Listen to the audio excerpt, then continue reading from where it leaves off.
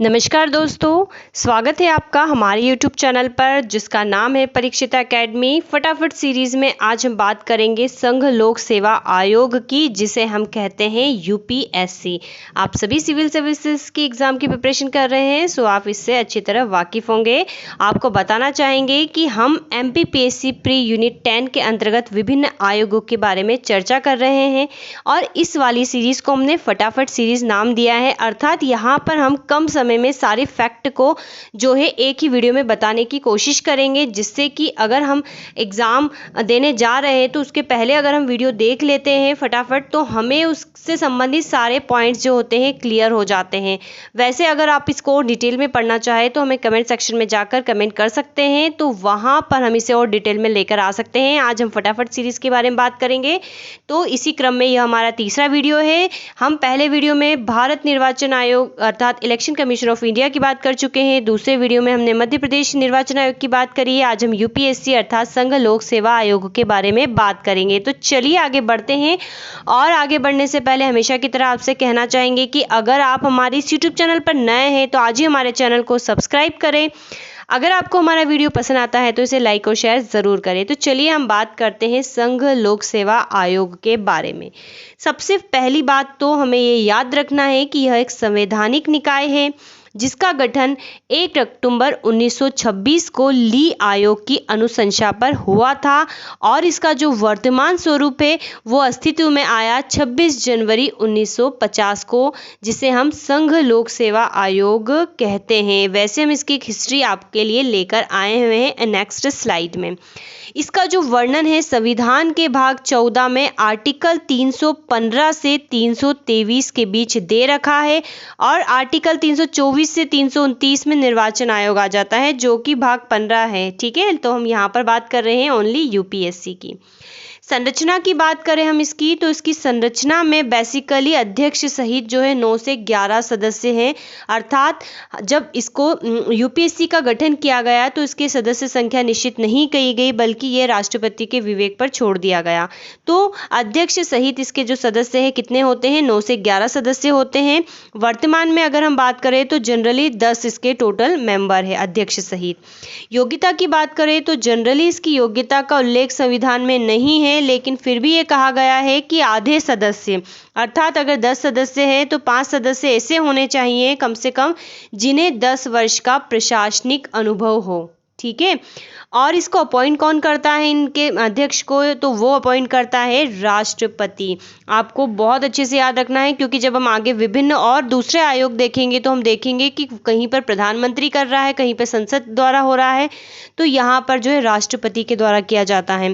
कार्यकाल की हम अगर बात करें तो 6 साल या 65 साल, अर्थात जो भी पहले कंप्लीट हो वो इनका कार्यकाल होता है। अध्यक्ष एवं सदस्यों की जो सेवा शर्तें हैं वो निर्धारित होती है राष्ट्रपति द्वारा।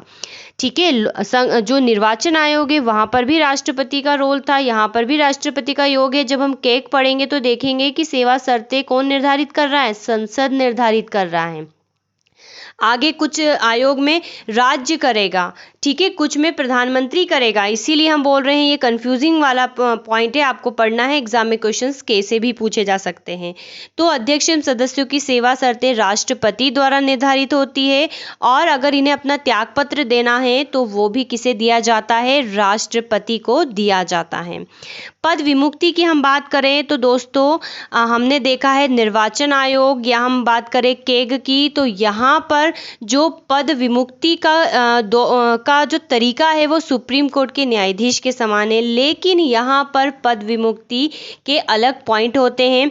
पहला पॉइंट है कि अगर उसे दिवालिया घोषित कर दिया जाए, अगर वो अपनी पदावधि के दौरान दूसरे जगह पर वेतनवृद्धि में लगा हुआ है, अगर वह मानसिक व शारीरिक असक्षम है, और कदाचार के आधार पर उसे पद से विमुक्त किया जा सकता है। हालांकि कदाचार के आधार पर डिसाइड करने के लिए राष्ट्रपति को सुप्रीम कोर्ट से परामर्श लेना पड़ता है। ठीक है, और जो सुप्रीम कोर्ट परामर्श देता है उसे मानने के लिए राष्ट्रपति जो है बाध्यकारी होता है।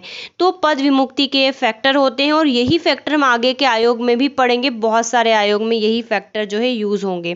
चलिए, नियुक्ति की हम बात करें, बहुत इंपॉर्टेंट पॉइंट है ये भी समझने का कि यह पुनः अपने पद पर नियुक्त के हकदार नहीं होते हैं। अब यहाँ पर जरा सा थोड़ा सा ऑर्डर समझिए। हमें पता है यूपीएससी की संरचना में एक अध्यक्ष होता है और बाकी जो होते हैं सदस्य होते हैं। तो जो अध्यक्ष होता है वो पुनः अध्यक्ष के पद पर नियुक्त नहीं हो सकता है। ठीक है, जो अध्यक्ष होता है पुनः अध्यक्ष के पद पर नियुक्त नहीं हो सकता है, क्योंकि अपर लेवल होता है तो ये निचले लेवल में या उसी पद पर पुनः हकदार नहीं हो सकता है।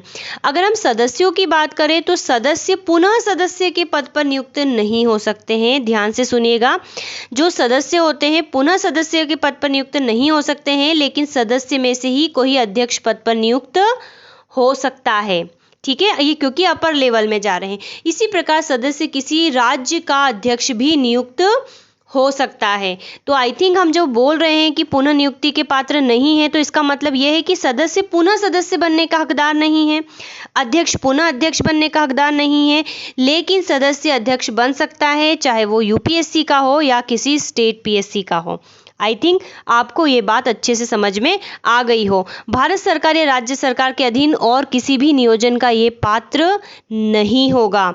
तो ये काफ़ी इंपॉर्टेंट पॉइंट है दोस्तों। आप देखेंगे अगर यूट्यूब पर भी तमाम जो यूट्यूबर्स है वो इस टॉपिक को काफ़ी बड़ा खींच देते हैं। ठीक है, काफ़ी बड़ा खींच देते हैं। हम बहुत कम समय में आपको सारे फैक्ट बताने की कोशिश कर रहे हैं। चलिए अब आगे पॉइंट को डिस्कस करते हैं। अध्यक्ष और सदस्य की सेवा शर्तें हम बात कर चुके हैं, राष्ट्रपति द्वारा निर्धारित होती हैं और जो राष्ट्रपति सेवा शर्तें निर्धारित कर देता है तो उसके बाद उसमें किसी भी प्रकार का अलाभकारी परिवर्तन नहीं किया जा सकता है। ठीक है, तो ये फैक्ट भी आपको याद रखना है। अब हम आते हैं काफ़ी इंपॉर्टेंट अमेंडमेंट एक्ट पर, जिसको जो कि है 15वां या 15th अमेंडमेंट एक्ट 1963 में हुआ था, जिसमें कि कार्यवाहक अध्यक्ष की जो है धारणा लाई गई थी। अर्थात जब अध्यक्ष का पद रिक्त हो या अध्यक्ष अपना काम अनुपस्थिति अन्य कारणों से नहीं कर पा रहा हो तो हमारा जो आयोग है वो बाधित ना हो, इसके लिए जो है कार्यवाहक अध्यक्ष की संकल्पना लाई गई, जो कि 15वें अमेंडमेंट एक्ट 1963 के तहत जोड़ी गई। चलिए आगे बात करते हैं। यूपीएससी जो है हर वर्ष अपने कार्यों की रिपोर्ट किसे सौंपता है, तो वो सौंपता है राष्ट्रपति को दोस्तों। तो ये सारे फैक्ट आपको याद रखना है, काफ़ी इंपॉर्टेंट है, दिखने में आसान लग रहे हैं, लेकिन जब हम सारे आयोग पढ़ लेंगे तो हम एक कंपैरिजन वाला वीडियो भी लेकर आएंगे, लेकिन जब हम सारे आयोग पढ़ेंगे तो हमें शायद कन्फ्यूज़न हो। चलिए हम अब बात कर लेते हैं, क्योंकि हमने डिस्कस किया है कि जो हमारा संविधान है उसके भाग 14 में आर्टिकल 315 से 323 में संघ लोक सेवा आयोग के बारे में बताया गया है और मोस्ट प्रोबेबल जनरली इनके आर्टिकल्स आपसे पूछे जा सकते हैं, तो हमें पढ़ना है। तो आर्टिकल 315 कहता है संघ तथा राज्यों के लिए लोक सेवा आयोग के बारे में बताता है, अर्थात जो लोक सेवा आयोग का गठन है इसी आर्टिकल के तहत जो है किया गया है। तो आपको ये चीज़ें याद रखनी है। संघ तथा राज्यों के लिए लोक सेवा आर्टिकल 316 में जो अध्यक्ष होते हैं या सदस्य होते हैं उनकी नियुक्ति और कार्यकाल के बारे में बताया गया है। जैसा कि हम बता चुके हैं कि नियुक्ति राष्ट्रपति करता है और इनका कार्यकाल 6 साल और 65 वर्ष जो भी पहले कंप्लीट होता है। आर्टिकल 317 में सदस्य की बर्खास्तगी अर्थात निलंबन के बारे में बताया गया है। 17 पे खतरा अर्थात निकालना। 318 में बात की गई है सदस्यों और कर्मचारियों की सेवा शर्तें संबंधी नियम बनाने की शक्ति। ठीक है, तो सेवा शर्तों के आधार पर नियम बनाने की शक्ति इसमें दी गई है 318 में। आर्टिकल 319 में दे रखा है आयोग के सदस्यों द्वारा सदस्यता समाप्ति के बाद पद पर बने रहने पर रोक। जैसा कि हम बता चुके हैं आपको कि सदस्य अध्यक्ष बन सकता है, लेकिन पुनः जो है अपने सदस्य के पद पर नहीं रह सकता है, अध्यक्ष पुनः अपने अध्यक्ष के पद पर नहीं रह सकता, वो वाली बात यहाँ पर की गई है। आर्टिकल 324 काफ़ी इंपॉर्टेंट है, इसमें लोक सेवा आयोग के कार्यों के बारे में चर्चा की गई है। आर्टिकल 321 में कार्यों को विस्तारित करने की शक्ति दी गई है। आर्टिकल 322 में जो है लोक सेवा आयोगों के खर्च संचित निधि पर भारित है, तो उस प्रकार का वर्णन दिया गया है। और आर्टिकल 323 में लोक सेवा आयोगों के प्रतिवेदन दिए गए हैं। ठीक है, जो कि हर साल राष्ट्रपति को देता है। तो ये सारे ही आर्टिकल आपको पढ़ना काफ़ी इंपॉर्टेंट है, डेफिनेटली यहाँ से क्वेश्चंस बन सकते हैं। चलिए अब हम आगे के बारे में चर्चा करते हैं। हम थोड़ा सा इसका इतिहास देख लेते हैं। संघ लोक सेवा आयोग का क्या इतिहास रहा है। तो भारत में लोक सेवा का जो जनक है ब्रिटिश काल में हुआ, और इसके जनक किसको माना जाता है, तो लॉर्ड कॉर्नवालिस को माना जाता है। हम सबको पता है कि भारत में सिविल सेवा का जनक जो है लॉर्ड कॉर्नवालिस को माना जाता है। कंपनी के शासनकाल में भारत में लोक सेवकों का चयन जो है हैलोबरी कॉलेज की एक चयन समिति तथा बोर्ड ऑफ डायरेक्टर्स द्वारा किया जाता था। जब आप हिस्ट्री पढ़ते हैं तो आप बोर्ड ऑफ डायरेक्टर्स और बोर्ड ऑफ कंट्रोल पढ़ते हैं, ठीक है, तो इसके द्वारा किया जाता था। लेकिन फाइनली हम बात करें तो 1853 का एक अधिनियम आया था, जिसके तहत 1854 में मेकाले समिति जो है नियुक्त की गई थी। और इस मेकाले समिति ने अनुशंसा की थी कि जो लोक सेवाओं की नियुक्ति है वो प्रतियोगी परीक्षा के आधार पर होनी चाहिए। अर्थात मेकाले समिति ने प्रतियोगी परीक्षा की जो है संकल्पना लेके आई, क्योंकि हम पता है आज भी हम कॉम्पिटिटिव या प्रतियोगी परीक्षा के माध्यम से ही इन पदों पर सिलेक्ट होते हैं। तो इसकी संकल्पना जो है की गई थी। इसके अनुसरण में भारतीय सिविल सेवा की पहली जो प्रतियोगिता है वो 16 जुलाई 1855 को लंदन में आयोजित की गई। अर्थात सिविल सेवा की प्रथम परीक्षा कब आयोजित की गई, तो वो आयोजित की गई है दोस्तों लंदन में। कब, 16 जुलाई 1855 में। मेकाले ने प्रतियोगिता के लिए जो आयु सीमा निर्धारित की थी, फैक्ट भी बताना चाहेंगे, वो 18 से 23 वर्ष निर्धारित की थी। और जब आप विभिन्न वायसराय के बारे में पढ़ते हैं, गवर्नर जनरल के बारे में पढ़ते हैं, तो देखा होगा किस प्रकार से आयु कम ज़्यादा होती रहती है कि। तो हम उसके बारे में संक्षेप में बात करें तो 1860 में सिविल सेवा प्रतियोगिता परीक्षा में प्रवेश की जो मैक्सिमम आयु थी वो 22 वर्ष थी। 1865 में इसे 21 वर्ष कर दिया, 1866 में इसे 17 वर्ष कर दिया, ठीक है। और इसके लिए सुरेंद्र नाथ बैनर्जी ने जो है एक प्रबल आंदोलन भी किया था कि नहीं, आप आयु सीमा है काफ़ी कम कर रहे हैं। सुरेंद्र नाथ बैनर्जी है ये भी जो है सिलेक्ट हुए थे इस एग्जाम में। 1886 की अगर हम बात करें तो वायसराय लॉर्ड डफरिन ने इस बात पर विचार करने के लिए सिविल सेवा परीक्षा में न्यूनतम आयु को बढ़ाया जाए नहीं, इसके लिए क्या है, एक आयोग की नियुक्ति की जिसे बोलते हैं एचिसन आयोग, ठीक है। एचिसन आयोग की नियुक्ति की। तो पूछा जा सकता है एचिसन आयोग किससे संबंधित है, तो यूपीएससी में जो सिविल सर्वेंट है उसकी आयु से संबंधित है एचिसन आयोग। तो इसके बारे में आपको ध्यान रखना है। चलिए अब आगे हम और विस्तारित करते हैं, इंपॉर्टेंट फैक्ट पे आते हैं। जनरली हमने बात करी आपसे आयु को लेकर, तो फिर फाइनली आयु को 23 वर्ष किया गया। 1892 में 18 वर्ष मिनिमम थी और 23 वर्ष जो है अधिकतम आयु थी। आप देखेंगे कि किस प्रकार से जो लॉर्ड रीपन ने भी जो है आयु को बढ़ाया था। चलिए, तो ये आयु की विशेष बात हो गई। अब हम मुख्य पॉइंट पे आ जाते हैं। तो 1919 के जो भारत शासन अधिनियम है उसके तहत 1923 में ली आयोग का गठन किया गया। बहुत इंपॉर्टेंट है ली आयोग। और इसके आधार पर 1 अक्टूबर 1926 में केंद्रीय लोक सेवा आयोग की स्थापना की गई, ठीक है। तब उसे यूपीएससी नहीं कहा जाता था बल्कि केंद्रीय लोक सेवा कहा जाता था। इसीलिए हमने शुरुआत में कहा है कि इसका गठन 1 अक्टूबर 1926 को हुआ, लेकिन इसका वर्तमान स्वरूप जो है वो 26 जनवरी 1950 को आया। केंद्रीय लोक सेवा आयोग की स्थापना की गई। बाद में 1935 का अधिनियम आया, भारत शासन अधिनियम, जिसमें 1 अप्रैल 1935 को संघीय लोक सेवा आयोग का स्थापना किया गया। तो आपको ये भी याद रखना है 1 अप्रैल 1935 को संघीय लोक सेवा आयोग का जो है गठन किया गया। और 26 जनवरी 1950 में संघीय लोक सेवा आयोग को संघ लोक सेवा आयोग कहा गया। अर्थात जो वर्तमान स्वरूप है वो 26 जनवरी 1950 का है। और पहले आईसीएस जो है वो सत्येंद्र नाथ टैगोर है जो 1863 में बने थे। और पहले जो आज के तारीख में हम आईएएस बोलते हैं, इंडियन एडमिनिस्ट्रेशन सर्विस, उस समय आईसीएस कहा जाता था, अर्थात इंडियन सिविल सर्विस। तो पहले कौन है, सत्येंद्र नाथ टैगोर है। आपको ये विशेष बातें याद रखनी है। तो इतिहास के बारे में हमने सारी जो है चर्चा कर चुके हैं। एक बात और बताना चाहेंगे कि जब ये आयोग गठित हुआ था तो उस समय इसमें 1 अध्यक्ष और 4 सदस्य होते थे, ठीक है। और पहले अध्यक्ष कौन थे, हम आगे चर्चा करते हैं इसके बारे में। चलिए, तो अब हम, और इसका हेडक्वार्टर कहाँ है यूपीएससी में आज की तारीख में, तो सबको पता है शाहजहां रोड पर नई दिल्ली में। चलिए अब हम नेक्स्ट पॉइंट की चर्चा करते हैं। फैक्ट हम इसके देख लेते हैं। तो सबसे पहले अध्यक्ष जो यूपीएससी के थे वो सर रोज बारकर थे। आज़ादी के समय जो पहले अध्यक्ष थे अर्थात 15 अगस्त 1947 के समय, तो वो थे एच.के. कृपलानी। और तो इसी क्रम में प्रथम भारतीय अध्यक्ष कौन बन गए, तो वो बन गए एच.के. कृपलानी।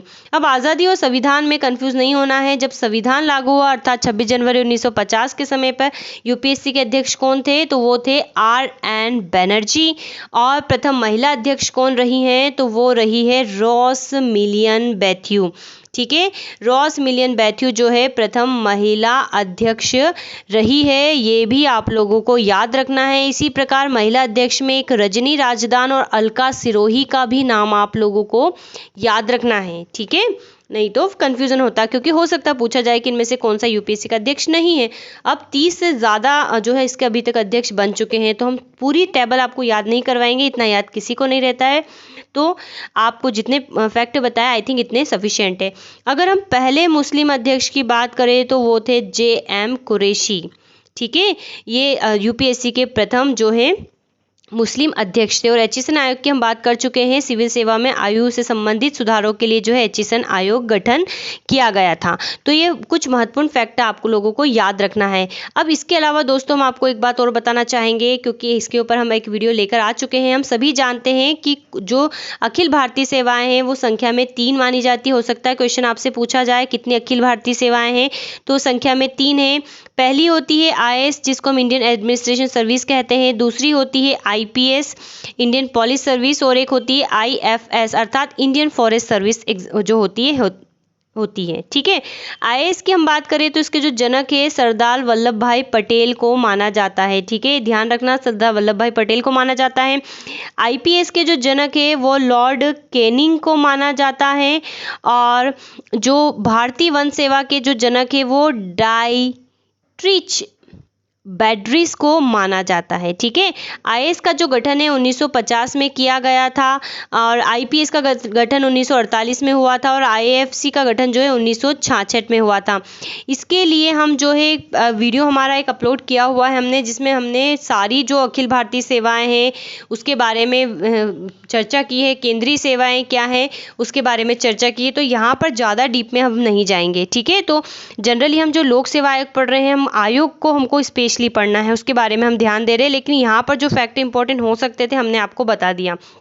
अब आप चूँकि सिविल सर्विस के एग्ज़ाम की प्रिपरेशन कर रहे हैं, डेफिनेटली आप इससे वाकिफ़ होंगे। IAS के बारे में अगर हम बात करें तो जिनका सिलेक्शन IAS में हो जाता है उनका प्रशिक्षण भी आपको पता है कहाँ दिया जाता है, तो लाल बहादुर शास्त्री राष्ट्रीय प्रशासनिक एकेडमी जो कि मसूरी में है अर्थात उत्तराखंड में है, वहाँ पर दिया जाता है। जिनका सिलेक्शन IPS में होता है उनका जो प्रशिक्षण है सरदार वल्लभ भाई पटेल राष्ट्रीय पुलिस एकेडमी हैदराबाद अर्थात जो कि तेलंगाना में आता है, वहाँ पर दिया जाता है। अर्थात आपको यहाँ पर साथ में एक चीज़ ये भी पता चल रही है कि भैया सरदार वल्लभ भाई पटेल जो राष्ट्रीय पुलिस एकेडमी है वो हैदराबाद में स्थित है।